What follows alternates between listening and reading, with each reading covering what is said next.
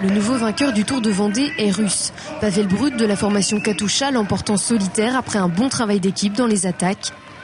À 12 km de l'arrivée, il vient en renfort avec son coéquipier Ivanov soutenir un autre membre de leur équipe, Botcharov, qui figure dans l'échappée de tête. À 3 dans le groupe de 15 hommes, plus rien ne peut arrêter les Russes qui ont finement joué leur course.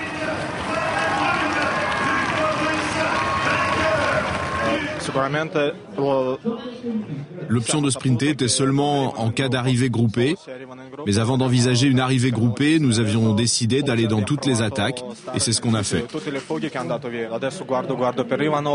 J'apprends le cyclisme d'Ivanov qui a beaucoup d'expérience et courir avec lui est vraiment très facile.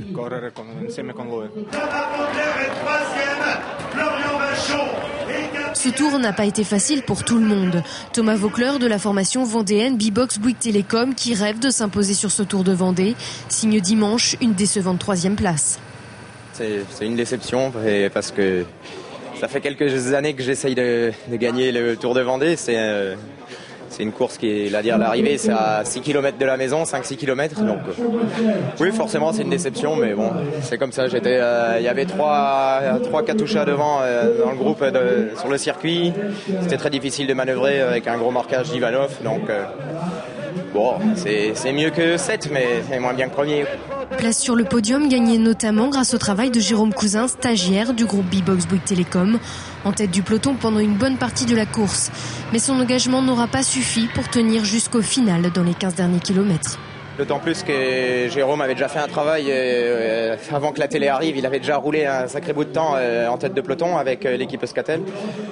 Il est stagiaire, il a très bien marché aujourd'hui, mais bon, c'est vrai qu'il nous manquait il fallait qu'on soit 1 ou 2 coureurs de plus de l'équipe pour espérer faire mieux que 3e aujourd'hui. Cette 3e place permet tout de même à Thomas Voeckler d'être 5e au classement de la Coupe de France. Mais la saison n'est pas encore terminée et d'autres rendez-vous importants attendent le coureur. Je vais faire Paris-Bourges, Paris-Tour, normalement le Tour de Lombardie et le chrono des Nations. Donc après il sera temps de prendre des vacances. Mais ouais, il reste 3 bonnes journées de course.